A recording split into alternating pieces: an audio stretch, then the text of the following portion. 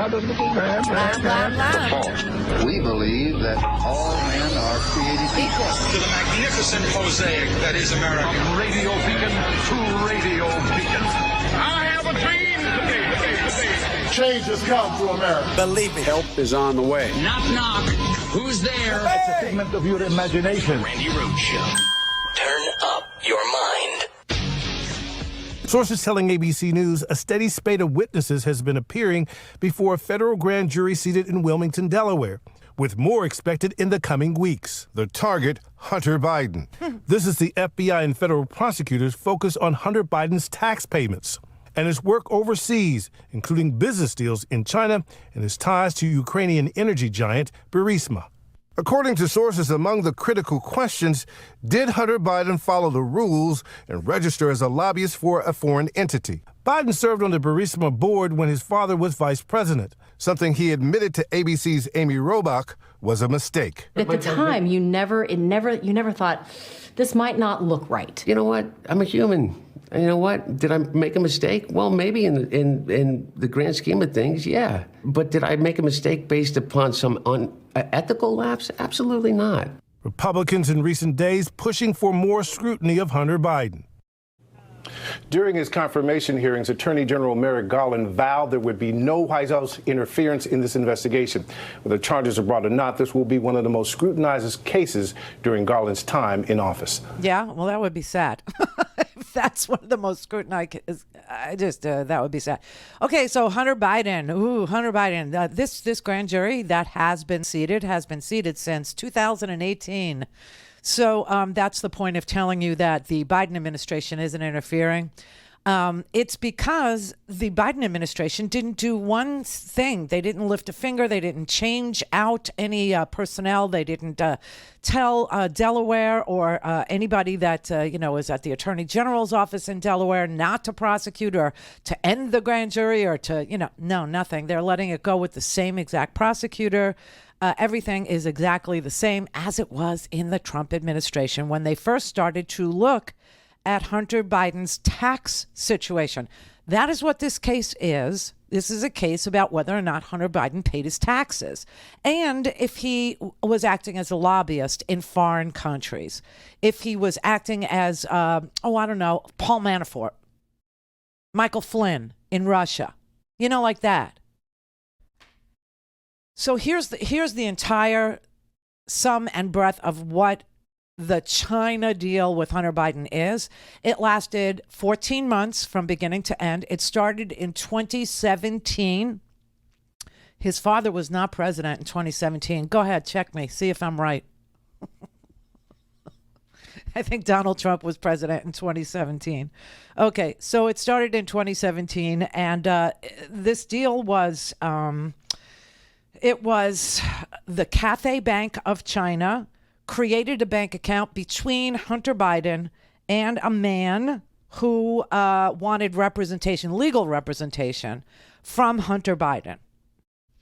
It was a Chinese energy conglomerate and its executives. Okay, so they sent him $1 million as a legal retainer, and subsequently over the 14 months, Hunter Biden and the entities that he's associated with, they took in $4.8 million. Entities that were controlled by Hunter Biden and Hunter Biden's uncle, who I'm guessing is Joe Biden's brother. And then the whole deal fell apart. The guy that he was representing actually was convicted of fraud in Chad and Uganda, believe it or not. And that amount is what they're looking at to see whether or not Hunter Biden paid taxes on it. That's it. That's the whole breadth and depth of it. This was all put together by the Washington Post reporters using documents and newly disclosed bank statements, government records, and court documents, as well as emails that were contained on a copy of the laptop that Rudy Giuliani says he's had for all this time. Now, the problem with the laptop is there's a whole separate article, a whole I think it's 13-page article that looks at whether or not the laptop has been doctored. The laptop has been futzed with, right?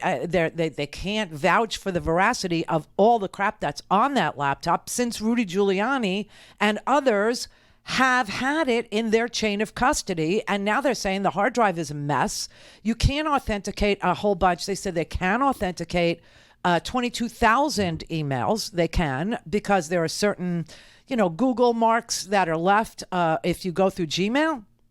And so they can authenticate some of them, but not all of them. And that is a whole deep dive into the forensics that were done on his laptop. So, the Washington Post did not find any evidence at all that Joe Biden benefited in any way or knew details of any of the transactions with this energy company, it's called CEFC. It all took place after he was not vice president any longer and way before he ever started running for president or became president of the United States. So what the Washington Post has is a copy of a $1 million legal retainer that was fully executed by both parties. It has the wire transfers, $3.8 million in consulting fees. Those were confirmed in new bank records and agreements that were signed by Hunter Biden.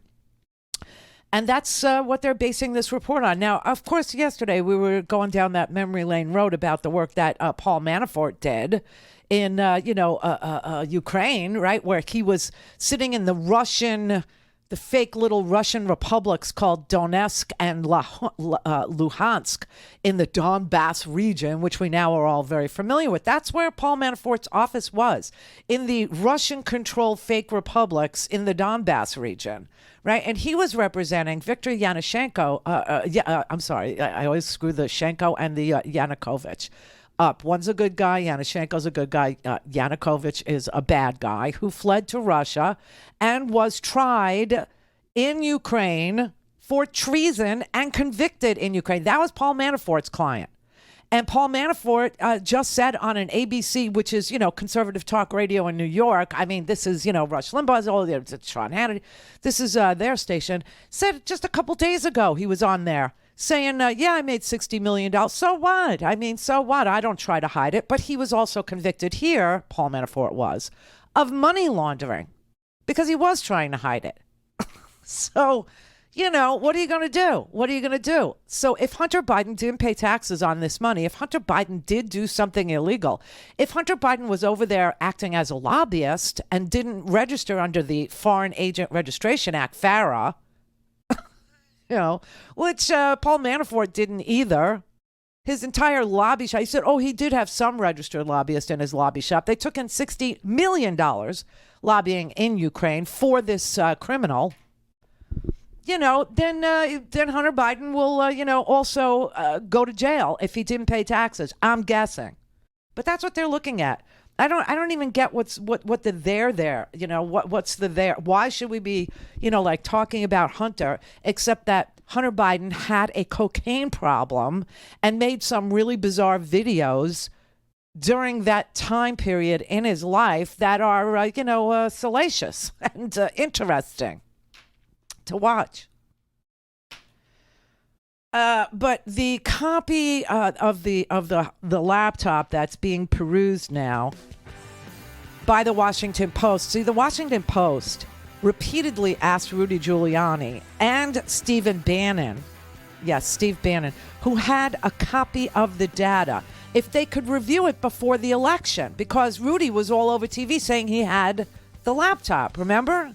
And so my answer to anybody that would call me up, go, where's Hunter's laptop? I say, I thought Rudy had it. Well, Rudy did have it. But what Rudy had, he wouldn't provide to the Washington Post. So now you have one of the producers from the War Room, from Steve Bannon's podcast, that gives a copy of what they say they have to, this guy's name is Jack Maxey. He's an activist. He got a copy from Steve Bannon. And the Post explained the chain of custody of this copy and said, it's just a mess. It's just a mess. Don't have time to listen to the live show? Want to hear more on your schedule? Go to randyrhodes.com and buy a stinking podcast.